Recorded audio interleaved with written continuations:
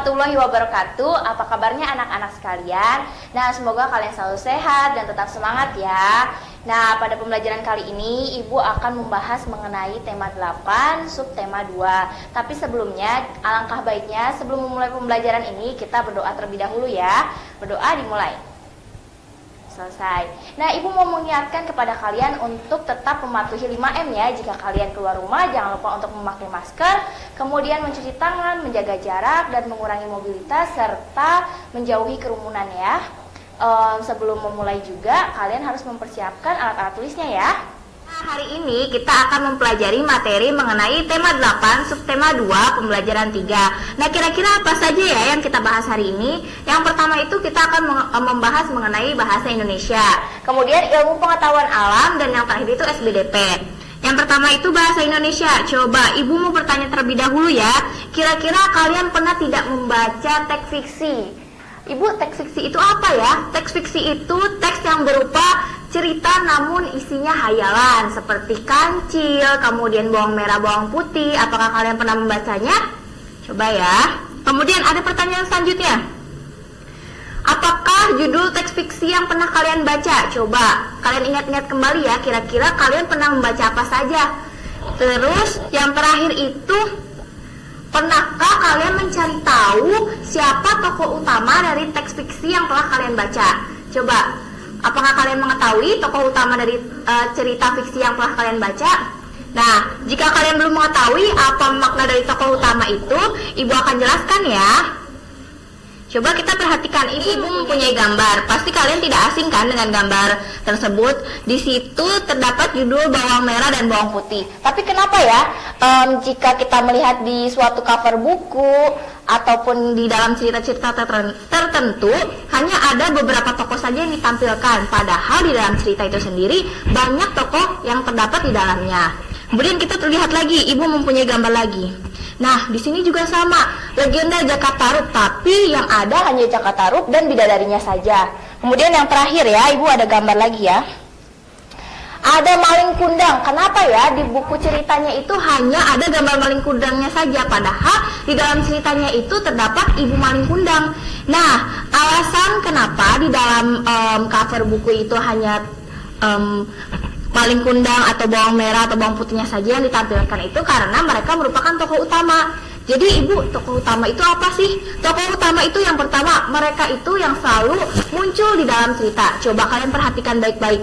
Kira-kira dalam cerita maling kundang yang sering muncul itu siapa? Pastinya tentunya maling kundang itu sendiri kan. Kemudian yang kedua, kenapa hanya maling kundang saja Bu yang sering muncul? Karena dalam cerita tersebut kan membahasnya tentang maling kundang. Jadi semua tokoh apapun jika diceritakan pasti akan berkaitan dengan maling kundang. Itu yang kedua. Kemudian yang ketiga,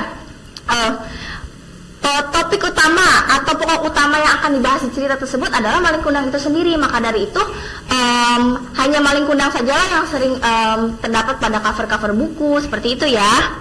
Kemudian nih kita lihat ya, coba kita lihat apakah benar tokoh utama itu seperti yang Ibu sebutkan. Nah, salah satunya Kancil.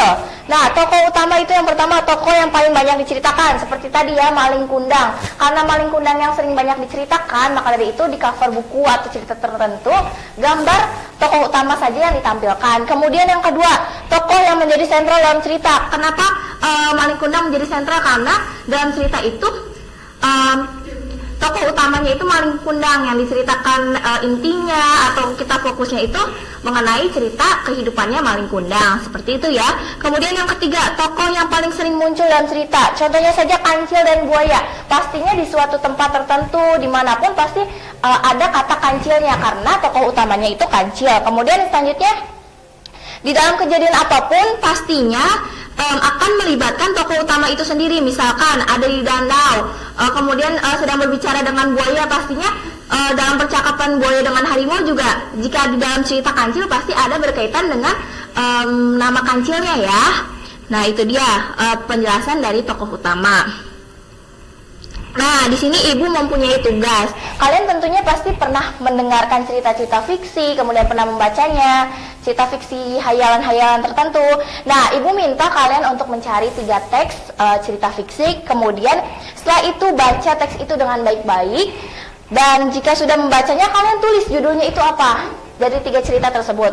Jika sudah, tentukanlah tokoh utama dari 3 cerita tersebut ya. Tadi Ibu sudah Katakan tokoh utama itu yang pertama sentral dari cerita tersebut, sering dibahas di dalam cerita tersebut dan sering namanya disebutkan di dalam cerita tersebut. Kemudian ketiga itu tokoh utama itu selalu ada di dalam kejadian apapun di dalam cerita tersebut ya.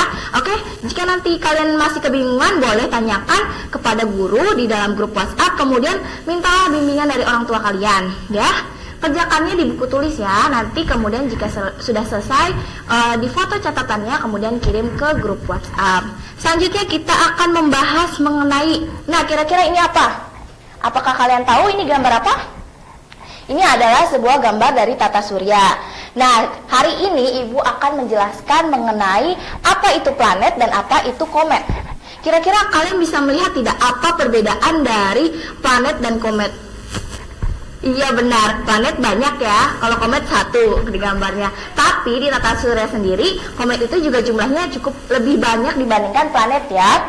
Nah, penjelasan planet sendiri itu merupakan benda yang ada pada tata surya seperti gambar sebelumnya ya. Jadi komet dan planet itu ada pada tata surya ini sendiri ya. Hanya bedanya itu planet itu memiliki orbit berbentuk elips.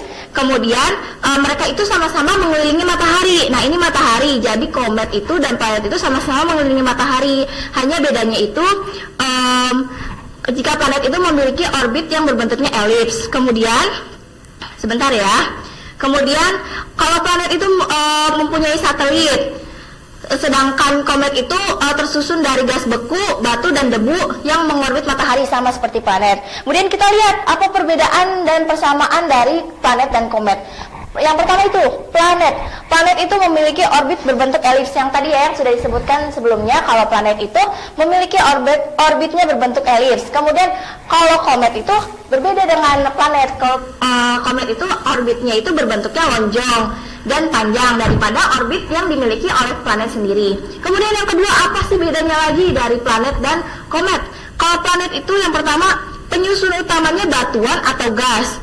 Kemudian kalau misalnya komet tadi sudah disebutkan ya oleh Ibu, kalau komet itu penyusunnya itu batuan dan es dari gas dan air yang beku. Kemudian ukuran planet itu lebih besar dibandingkan ukuran komet. Dan selanjutnya planet itu tidak mempunyai ekor saat di dekat matahari, sedangkan komet itu mempunyai ekor di dekat matahari. Kemudian ketika sesuatu itu mempunyai perbedaan, pastinya ada persamaan di dalam hal tersebut ya. Coba kira-kira apa persamaan planet dan komet? Sama-sama bulat Bu. Bukan itu saja ya, coba kita lihat ya apa persamaan planet dan komet. Nah, di sini ada dua persamaan dari planet dan komet. Yang pertama itu sama-sama merupakan benda yang ada di tata surya. Seperti gambar sebelumnya ya, bahwa planet dan komet itu sama-sama berada di tata surya yang sama. Namun hanya orbitnya saja yang berbeda. Orbit planet itu berbentuk elips, sedangkan orbit dari komet itu berbentuk lonjong. Kemudian yang kedua itu sama-sama planet dan komet itu sama-sama tidak menghasilkan cahayanya sendiri. Mereka itu dipantulkan ya cahayanya dari matahari. Seperti itu. Kemudian kita lanjutkan. Nah, sekarang Ibu akan membahas mengenai tari kreasi tunggal. Kira-kira apa sih arti dari tari kreasi tunggal? Coba ya kita lihat, simak bersama ya. Tari kreasi itu merupakan tari daerah yang mengalami perubahan. Jadi ada suatu tari-tarian daerah namun diberikan variasi-variasi sendiri agar lebih menarik seperti itu ya. Kemudian tujuan dari pemberian variasi ini agar semua tarian yang ada di daerah itu mempunyai inovasi. Kemudian lebih diterima oleh masyarakat atau lebih menyenangkan ketika kita melakukan tarian tersebut. Kemudian Ibu di sini mempunyai contoh satu tarian kreasi ya. Contohnya itu tari merak. Tari merak itu merupakan tari kreasi yang berasal dari Jawa Barat. Nah, tari merak ini menampilkan keindahan burung merak. Jadi terinspirasi dari seekor burung merak. Kemudian tari ini mengalami perkembangan seperti terdapatnya tambahan-tambahan properti saat menari seperti itu ya. Kemudian variasi gerakannya juga diperbaharui seiring berkembangnya zaman seperti itu agar anak-anak atau misalkan kalian mau melakukan tarian itu tidak membosankan. Nah, di sini Ibu mempunyai video bagaimana langkah-langkah untuk melakukan gerakan tari merak. Coba ya kita simak bersama-sama.